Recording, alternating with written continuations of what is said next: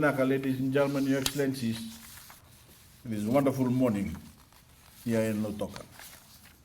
I am delighted to be able to join you here today for the commissioning of your beautiful school. I want to acknowledge our students present here today. It's wonderful to see you back in your classes.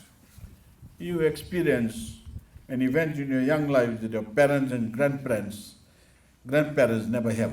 A global pandemic that kept you at home, away from your normal learning environment, your teachers and friends. From the very first day, our schools had to close due to our health restrictions. We made it our mission to return you to your classrooms. Seeing you back in school could not make me prouder. Fiji simply wasn't Fiji without our schools open and filled with students who are busy with the business of learning. The educations of Fijians of all ages in all parts of the country has always been my government's greatest priority. Number one, the pandemic reminded us why. The only way that Fiji and the entire world would have been able to fight back against COVID and regain our freedom is due to the knowledge, ideas, and inventions of educated people. That is why education is very important. Without education, we wouldn't have the scientists who develop life-saving vaccines, or the knowledge of how to get those vaccines to every single Fijian.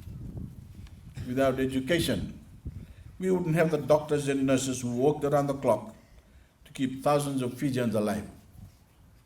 Without education, we wouldn't have the thousands of skilled Fijian teachers who mobilized to try and keep students on track so they wouldn't lose their hard-won academic progress.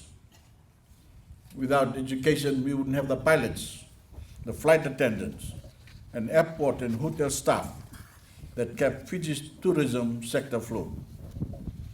Without education, we wouldn't have the thousands of people who work within government and who help me make decisions every day concerning our health, our security, our food, our economy, and so much more.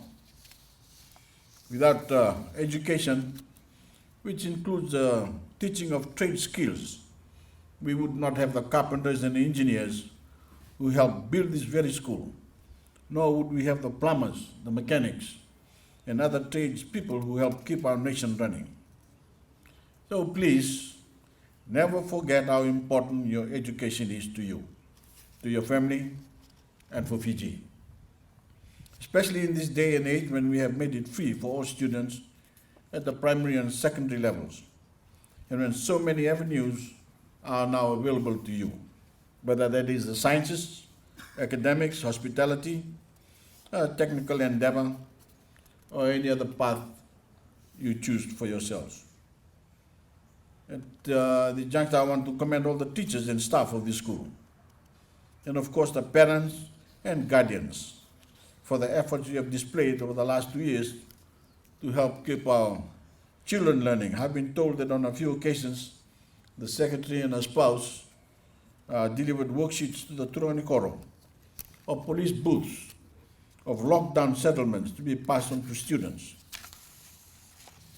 The maths and basic technology teacher, I understand, used a combination of video recordings and hard copy worksheets to keep up with as much of the syllabus as possible. Your passions for your student success is the reason Fijian schools have been able to reopen and push forward, despite the longest shutdown of the education sector in our country's history. We know we come in and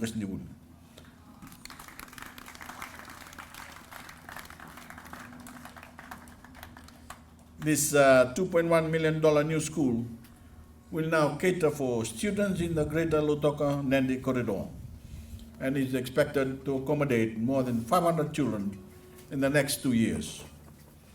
I want to emphasize that my government is not satisfied simply with being the first to provide free compulsory education for every child. We have always said that every Fijian student must have an access to an equally high standard of learning, no matter where they live, whether in a city or in a rural maritime community. Muaira Methodist College is now equipped with an industrial arts workshop, a computer lab, a science lab, and a home economics lab. I know in the next phases, a library, a school hall, and more classrooms are also in the pipeline, besides teachers' quarters. These are now these world-class facilities that enable every student to grow to their fullest potential, preparing them to be valuable Fijian and global citizens. Ladies and gentlemen, this is what equity for every Fijian looks like. This is what education revolution looks like. Nobody to be left behind. I express my gratitude to the UAE Red Crescent delegation present here today, and also to the Minister of Education, Heritage and Arts, and to every single person who has been part of building a more secure future for our students here.